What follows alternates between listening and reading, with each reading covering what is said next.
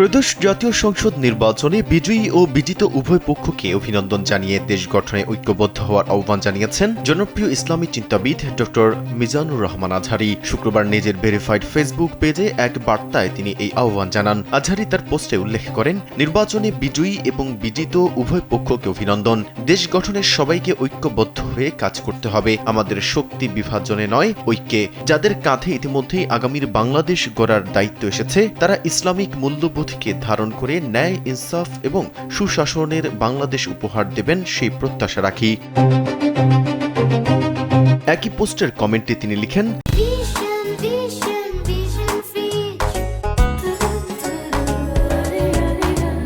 বিজয় আসে আল্লাহর পক্ষ থেকে। বিজয়ী দলকে আন্তরিক শুভেচ্ছা ও অভিনন্দন। আর যারা বিজয়ী হতে পারেননি তাদের প্রতিও শুভকামনা। ব্যতিক্রমী ও তাৎপর্যপূর্ণ এ নির্বাচনে দায়িত্বশীল ভূমিকার জন্য বাংলাদেশ সেনাবাহিনী, পুলিশ, বিজিবি সহ সংশ্লিষ্ট সকলের প্রতি কৃতজ্ঞতা। মনে রাখতে হবে, নেতৃত্ব স্রেফ কোনো সম্মান নয়, এটি একটি আমানত। বিজয় এবং সাফল্য আল্লাহর পক্ষ থেকে একটি পরীক্ষা। সাহাবায়ে কেরাম রাদিয়াল্লাহু দায়িত্ব থেকে পালিয়ে থাকতেন জবাবদিহিতার ভয়ে। কিয়ামতের ময়দানে প্রতিটি দায়িত্ব সম্পর্কে জিজ্ঞাসা করা হবে। তাই বিজয় যেন কারো অন্তরের দাম্ভিকতা না আনে, বরং বিনয়, মানবিক মূল্যবোধ ও ন্যায়বোধ জাগ্রত করে। দেশ গঠনে ঐক্যবদ্ধ প্রচেষ্টার বিকল্প নেই। রাষ্ট্র এগোয় ঐক্যে, পিছিয়ে পড়ে বিভাজনে।